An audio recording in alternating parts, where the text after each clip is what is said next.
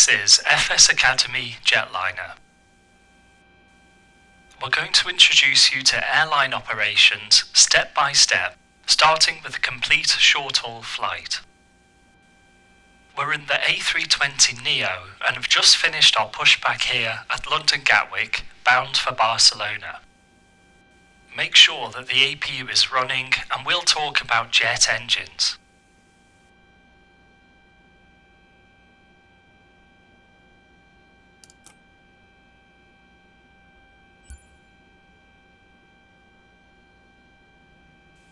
The A320 thrust levers have a set of detents that you'll need to be familiar with. Move the levers all the way forward to the toga position.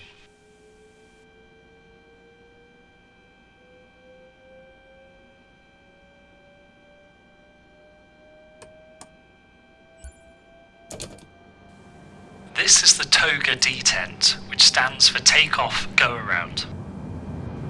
This setting will give maximum power when required for takeoff on a short runway or to initiate a go-around. It would be hard on the engines and use a lot of fuel if we used maximum power for every takeoff, so instead we use a reduced thrust setting known as flex. Move the levers back a little into the flex MCT detent.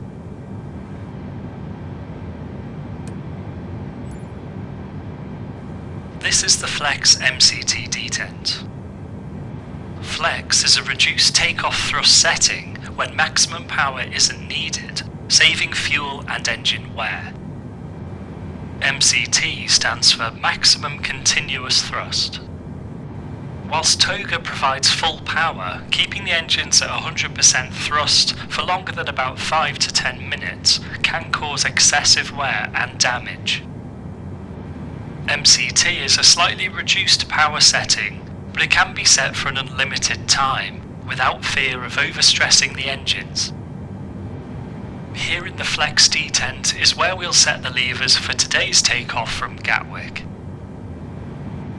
Move the levers back another notch to the Climb detent.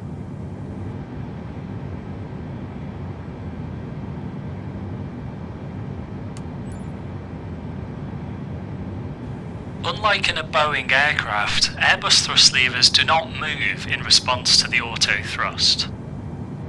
Instead, the levers are manually placed into the Climb detent shortly after takeoff, where they will remain for the majority of the flight.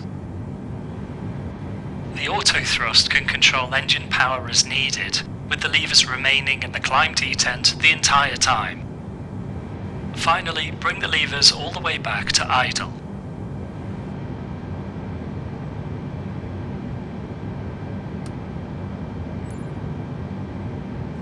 This is the idle detent, where the engines are at their minimum power. In the final moments before touchdown, you'll move the levers here to reduce thrust for landing, and this will automatically disengage the auto thrust system.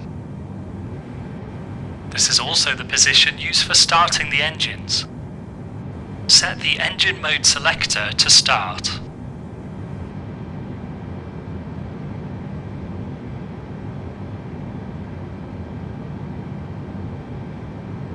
Now set the Engine 1 master switch to on.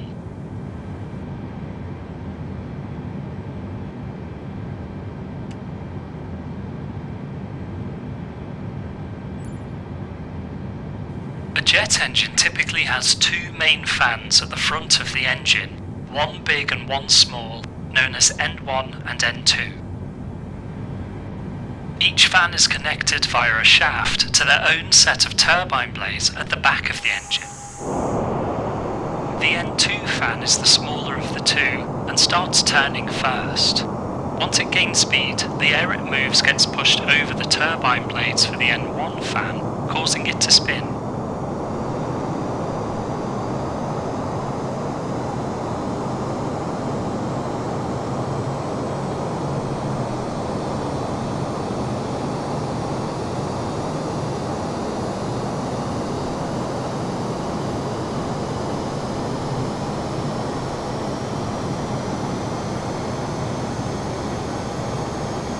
Good, now start engine 2.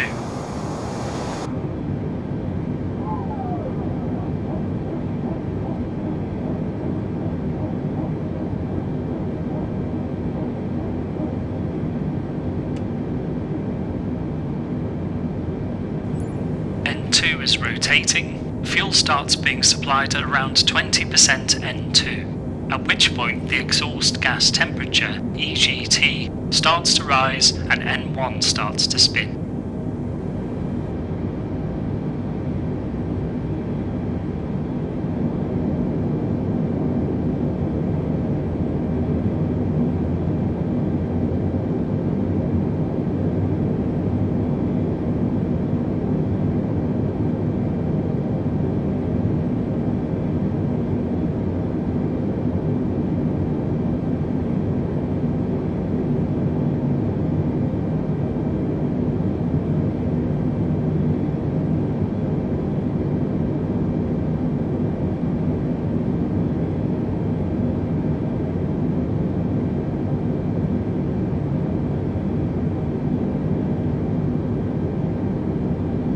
Both engines are now running, so we'll perform the after start flow.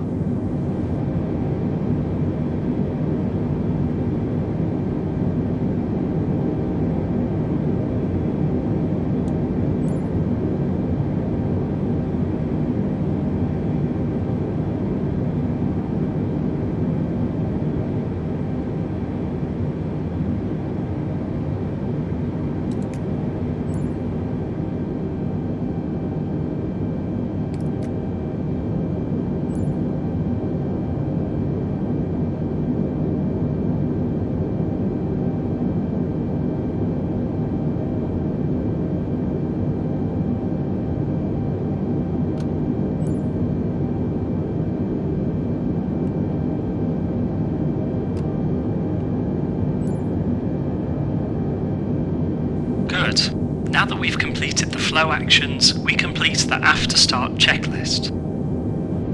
Anti-ice off. ECAM status checked. Pitch trim set. Rudder trim 0. After start checklist complete. Just like on a small aircraft, we check the flight controls for full and free movement before departure, starting with the ailerons.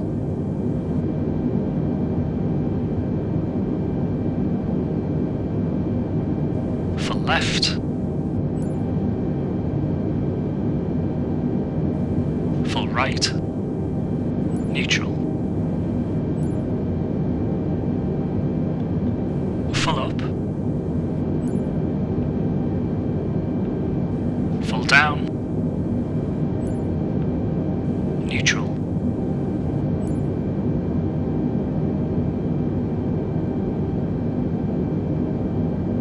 Rudder full left.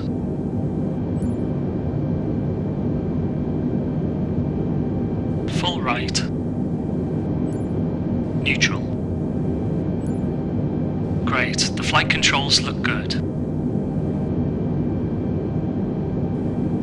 Jetliner 488, clearance available.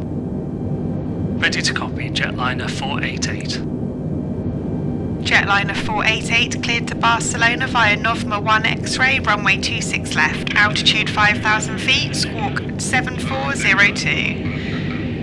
Jetliner 488 cleared to Barcelona, Novma 1 X-ray, 26 left, altitude 5,000, squawking 7402. Jetliner 488, read back correct, report ready for taxi. We've just received our ATC route clearance. We're departing via the Novma 1 X-ray departure from runway 26 left, climbing to an initial stop altitude of 5,000 feet, which is set. We're ready to go. Let's request taxi clearance. Jetliner 488 request taxi. Jetliner 488, taxi to hold short runway 26 left via Papa Alpha Sierra, holding point Alpha 2. Papa Alpha Sierra, holding short 26 left at Alpha 2, Jetliner 488. ATC have given us a taxi clearance to holding point Alpha 2. That's pretty much the full length for runway 26 left. Clear left side, clear right side, turn on the taxi light, release the parking brake, and we'll get going.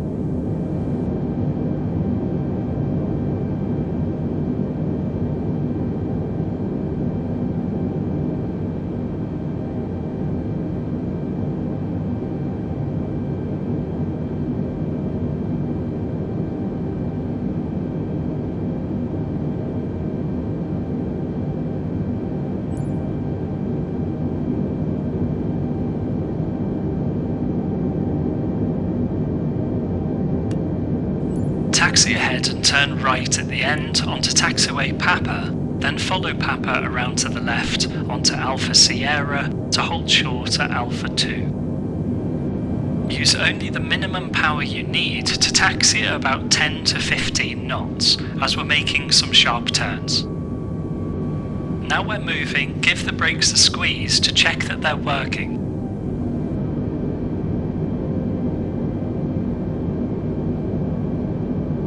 Brakes checked. Keep on taxiing and take the next right onto Papa.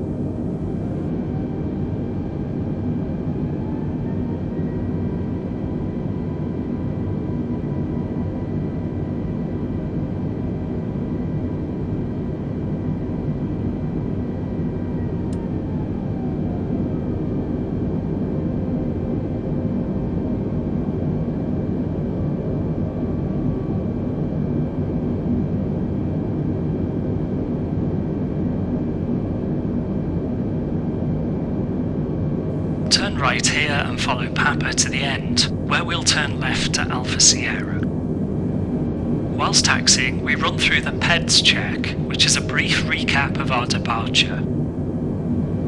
Performance, departing from Alpha Sierra for 26 left as expected. Engine out. If we have an engine failure, at 1,700 feet we would turn left to Willow.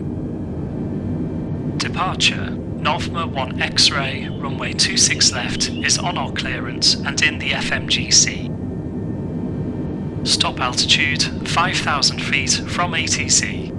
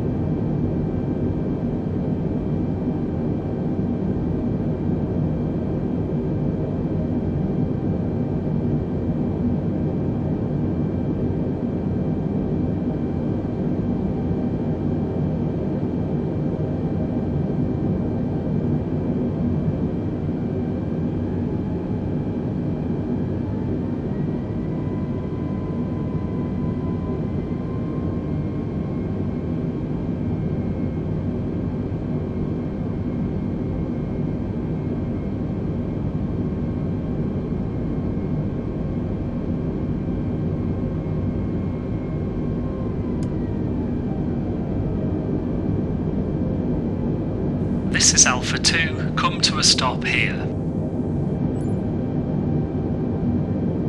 Great, now set the parking brake.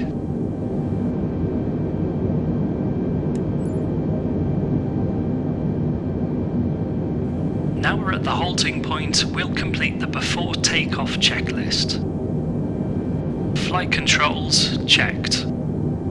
Briefing confirmed. Flap setting config 1. FMA and takeoff data V1 blue, V2 magenta, climb nav 5000 blue, 1 FT2 flex. Transponder set. ECAM memo, takeoff no blue. EFB stowed and disconnected. Down to the line. Okay, we've completed our checks down to the line on the checklist. We continue below the line once we're cleared for line-up. We'll return once the cabin crew reports that the cabin is secured for takeoff.